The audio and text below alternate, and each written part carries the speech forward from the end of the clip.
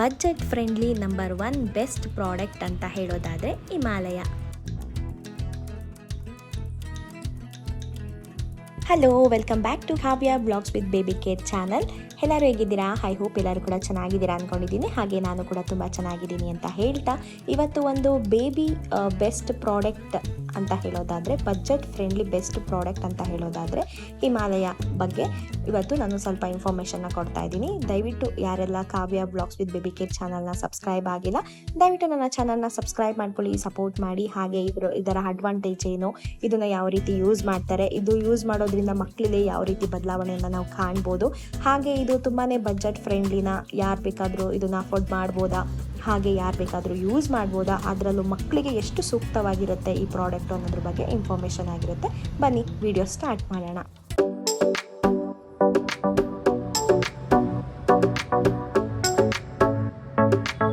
Guys, ಮೊದಲಿಗೆ ಹೇಳೋದಾದರೆ baby product ಅಂತ ಹೇಳೋದಾದರೆ ಬಜೆಟ್ ಫ್ರೆಂಡ್ಲಿ ಪ್ರಾಡಕ್ಟ್ ಅಂತಲೇ ಹೇಳ್ಬೋದು. ಹಿಮಾಲಯ ಪ್ರಾಡಕ್ಟು ತುಂಬಾ ಹೈಜಿನಿಕ್ ಆಗೂ ಇರುತ್ತೆ, ಹಾಗೆ ತುಂಬಾ ಬಜೆಟ್ ಫ್ರೆಂಡ್ಲಿ ಕೂಡ, ಮತ್ತು ಯಾರು ಬೇಕಾದರೂ ಅಫೋರ್ಡ್ ಮಾಡಿ ಮಗುವಿಗೆ ಯೂಸ್ ಮಾಡ್ಬೋದು. ಯಾವುದೇ ರೀತಿ ರಾಸಾಯನಿಕ ಅಂಶ ಜಾಸ್ತಿ ಇರೋದಿಲ್ಲ, ಅಂದರೆ ಯಾವುದೇ ರೀತಿ ಕೆಮಿಕಲ್ ಜಾಸ್ತಿ ಇರೋದಿಲ್ಲ. ಹಾಗಾಗಿ ಈ ಪ್ರಾಡಕ್ಟ್ನ ಮಕ್ಕಳಿಗೆ ಬಳಸೋದ್ರಿಂದ ತುಂಬಾ ಯೂಸ್ಫುಲ್ ಅಂತಲೇ ಹೇಳ್ಬೋದು. ಹಾಗೆ ಈ ಪ್ರಾಡಕ್ಟಲ್ಲಿ ಕೆಲವೊಂದು ತುಂಬಾ ಆಯುರ್ವೇದಿಕ್ ಇರುವಂತಹ ಅಂಶಗಳು ಜಾಸ್ತಿ ಇರೋದ್ರಿಂದ ಮಕ್ಕಳಿನ ತ್ವಚೆಗೆ, ಅಂದರೆ ಮಗುವಿನ ಸ್ಕಿನ್ನಲ್ಲಿ ಯಾವುದೇ ರೀತಿ ಪ್ರಾಬ್ಲಮ್ ಕೂಡ ಕಂಡುಬರೋದಿಲ್ಲ. ಹಾಗಾಗಿ ಇದನ್ನು ಮಕ್ಕಳಿಗೆ ಈ ಪ್ರಾಡಕ್ಟ್ನ ಈಸಿಯಾಗಿ ಡಾಕ್ಟರು ಚಿಕ್ಕ ಮಕ್ಕಳಿಗೆ ಸಜೆಷನ್ನ ಮಾಡ್ತಾರೆ. ಅದರಲ್ಲೂ ಇವಾಗ ಹುಟ್ಟಿರುವಂತಹ ಮಗುವಿಗೆ ಬಳಸಬಾರ್ದಾ ಅಂತ ಹೇಳೋದಾದರೆ ಖಂಡಿತವಾಗ್ಲೂ ಬಳಸ್ಬೋದು, ಬಟ್ ಸೋಪು ಸ್ವಲ್ಪ ಬೇಡ. ಇನ್ನೆಲ್ಲ ಪ್ರಾಡಕ್ಟು ಕೂಡ ನೀವು ಯೂಸ್ ಮಾಡ್ಬೋದು. ಸೋಪ್ ಎಂತಕ್ಕೆ ಬೇಡ ಅಂತ ಹೇಳೋದಾದರೆ, ಸ್ವಲ್ಪ ಮಗುವಿಗೆ ಕಣ್ಣು ಉರಿಯುವಂತಹ ಚಾನ್ಸಸ್ ಇರುತ್ತೆ. ಸೊ ದಟ್ ಈಗ ಒಂದು 3 ಮಂತ್ಸ್ ಆದಮೇಲೆ ನೀವು ಸೋಪ್ನ ಯೂಸ್ ಮಾಡ್ಬೋದು ಮಕ್ಕಳಿಗೆ, ಅದರಲ್ಲೂ ಹಿಮಾಲಯ ಸೋಪ್ನ. ಇಲ್ಲಾಂದರೆ ಡಾಕ್ಟರೇ ಸಜೆಷನ್ ಮಾಡಿರ್ತಾರೆ ನಿಮಗೆ ಡಿಸ್ಚಾರ್ಜ್ಗೂ ಮುಂಚೆ ಯಾವ ಸೋಪ್ನ ಹಾಕಬೇಕು ಮಕ್ಕಳಿಗೆ ಅಂತೇಳಿ, ಆ ಸೋಪ್ನ ನೀವು ಖಂಡಿತವಾಗ್ಲೂ ಹಾಕ್ಬೋದು. ಇಲ್ಲ ನಮಗೆ ಯಾವುದೇ ರೀತಿ ಸಜೆಷನ್ ಮಾಡಿಲ್ಲ ಅಂತ ಹೇಳೋದಾದರೆ ಸಬಾಮೆಡ್ ಆ ಸೋಪು ಕೂಡ ನೀವು ಯೂಸ್ ಮಾಡ್ಬೋದು. ಏನಂದರೆ ಯಾವ ಕಣ್ಣು ಉರಿಯೋದಿಲ್ಲ ಮಕ್ಕಳಿಗೆ, ಆ ಸೋಪ್ನ ಯೂಸ್ ಮಾಡೋದ್ರಿಂದ ತುಂಬ ಒಳ್ಳೆಯದು. ಬಟ್ ಇದರಲ್ಲಿ ಎಲ್ಲ ರೀತಿ ಒಳ್ಳೆಯ ಅಂಶ ಇದೆ, ಇಲ್ಲ ಅಂತ ಹೇಳೋದಿಲ್ಲ.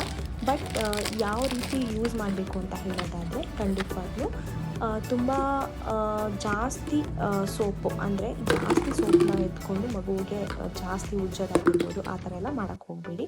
ಅದರಲ್ಲೂ ನವಜಾತ ಶಿಶುಗಳನ್ನು ಯಾವ ರೀತಿ ನೋಡ್ಕೋಬೇಕು, ಯಾವ ರೀತಿ ಸಾಫ್ಟಾಗಿ ಯಾವ ರೀತಿ ನಾವು ಟ್ರೀಟ್ ಮಾಡಬೇಕು ಅನ್ನೋದ್ರ ಬಗ್ಗೆ ಗೊತ್ತಿರಬೇಕಾಗತ್ತೆ. ಓಕೆನಾ?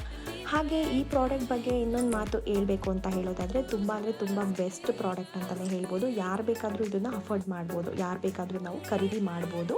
ಏನಕ್ಕೆ ಬಜೆಟ್ ಫ್ರೆಂಡ್ಲಿ ಆಗಿರೋದ್ರಿಂದ, ಅದರಲ್ಲೂ ಮಕ್ಕಳಿಗೆ ತುಂಬ ಯೂಸ್ಫುಲ್ ಆಗುತ್ತೆ.